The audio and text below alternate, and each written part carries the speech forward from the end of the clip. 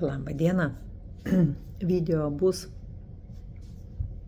apie tokią būseną, nu ir ką. Arba, a man vienodai. Tai vat, mėlėjai. Mes daugelis šitame gyvenime elgiamės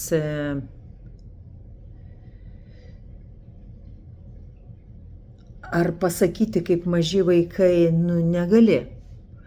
Mes elgiamės taip, kaip darytume, būtume mes, kiekvienas pasaulio bamba. Ir kad suformuota svetima nuomonė, mes įsivaizduojame, kad aš jau viską daugmaž žinau, suvokiu, kas yra gyvenimas. Būnant tenais 20, 30 ar net 70 metų.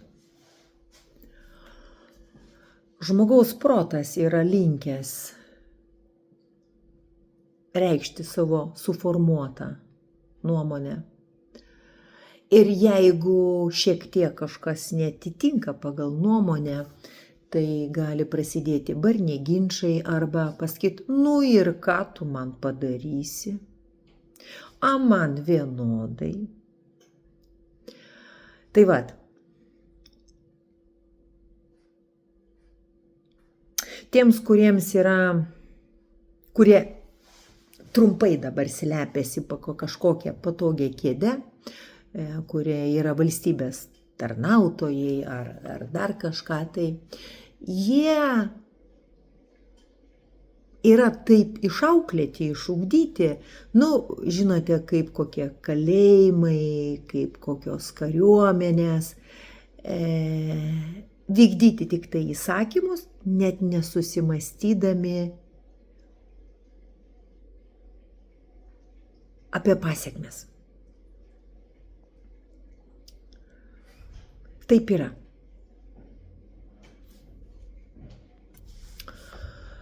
Ir tos pasekmės, jos būna dažniausiai labai skaudžios. Todėl daugelis ir kenčia, ar tai per ligą, ar tai per viduj tą sąžinę kažkokią kamuoja, nes per daug užsižaidė, nu ir ką, arba neišmanime. Tai vat, mėlėjai, noriu pasakyti, kad ilgai neįsiplėsti. Žemės planeta tai nėra viena iš planetų, kurie gyvena kažkas tai, ne, tarkim. Yra ateiviai, bet daugelis ateivius jos padarė, kaip jų reikia bijoti. Ne, jūs ne ateivių bijokite, jūs bijokite kiekvienas, kas yra šalia tavęs, va toje Žemės planetoje, kaip pavadinimų to homo sapiens, human being, arba žmonės, arba asmenys, ar fiziniai asmenys.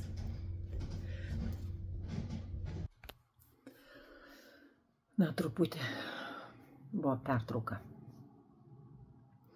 Tai va, nu ir pratęsiant tą pokalbį apie nu ir ką, kai daugeliams būna nu ir ką, tai atsiminkime vieną dalyką, kad kiekvienas mes esame savo gyvenimo kalviais ir žmogeliukui, kuris turi tą tokį, ai man vienodai, ar ten pofik, nu ir ką tu man padarysi, vaidindamas tuo kažkokiu įgytų, ar tai pareigybė, ar tai statusu, ar tai galia, pinigais ar pažintimis, tai nesvarbu, galvoja, kad jos nepaims ir kokie ateiviai nesutvarkys. Taip, kad ne ateivių reikia bijoti, o reikia bijoti tie, kurie yra šalia ir dažniausiai būna tokie šaltarūriai, nu ir ką. Ir prisimandravojo kažkada senais laikais ir Atlantida, prisimandravojo istorijoje jų kartojasi, niekas nesikeičia, o kiek žmonės keičiasi. Galvodami, kad ai čia žiūriu tik tai filmą, tai manęs neliečia, tai liečia mumis visus. Ypatingai tuos visus, nu ir ką tu man padarysi. Aš asmeniškai nieko.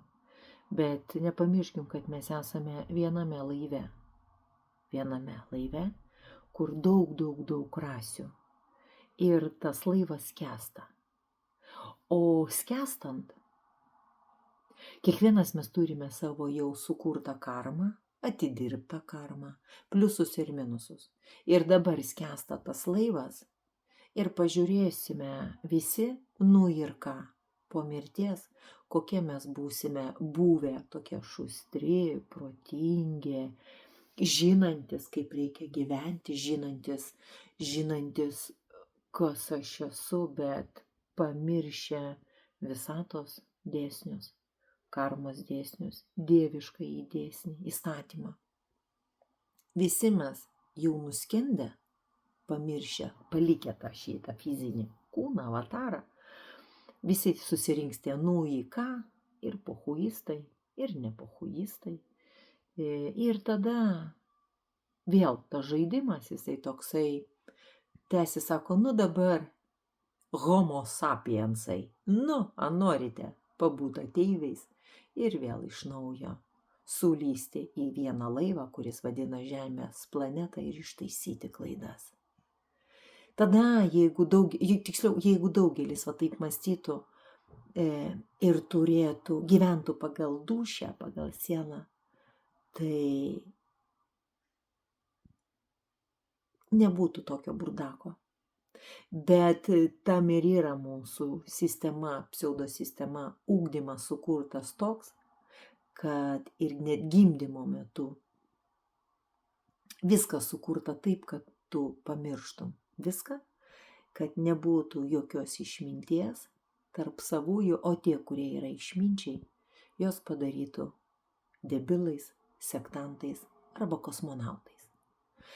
Ir iškeltų ant pjedestalo visus tos ir ką, tuščiavidurius, kurie ir gramzdina šitą laivą žemyn, į dugną, į susinaikinimą, kur galiausiai vis tiek reikės atstatyti pusiausvyrą.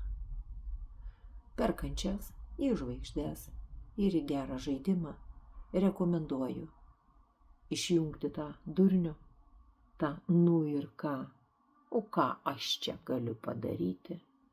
Ar vis tiek mes mirsime. Mirsime. Ja. Mirsime. Ar žinote, kad niekas nemiršta visatoje? Viskas yra amžina ir turi tęstinumą. Bet tos būtybės, kurie yra tokie ir ką ir nenori keistis, jie turbūt nueina į tas tokias kitas planetas, kur yra smurtas, prievarta, žudymas. Ir įsivaizduokite, tarkim, fizinių kūnų mes galime pabėgti, kažką tai nuo žudiko įsigelbėti. O įsivaizduokite tokį dalyką, žudymas sielų, kur tu negali užčiuopti, tu negali su kenkėju susidoroti, nes nėra formos. Ir tu jauti tą kančios skausmą N milijonų metų. Įsivaizduojate? Ir tada padovanoja po tų N milijonų metų, kad galėtų, sako žmogus, atgimti ir ištaisyti klaidą šitoje žemėje, kad tas skausmas sumažėtų. Taip nepagalvojate?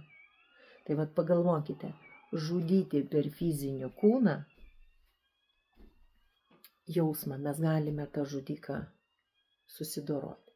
Mes galime netgi kitam atidirbti, padėti kažką tai išsivaduoti, pagerinti gyvenimo padėtį ir panašiai. Bet beforminėje jausti sielos kančią ir kai tave pjausto, žudo tie tos energijos kurios buvo pakenktos kitiems vardan tas. Nu ir ką, juk aš čia galiu. Sielų skausmas, jisai yra amžinas. Amžinas. Taip kad nereikia juokauti su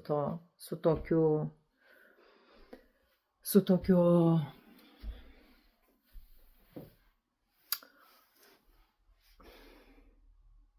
abejingumu ir šaltumu, nesuvokiant, koks yra žaidimas. Nejuokaukite.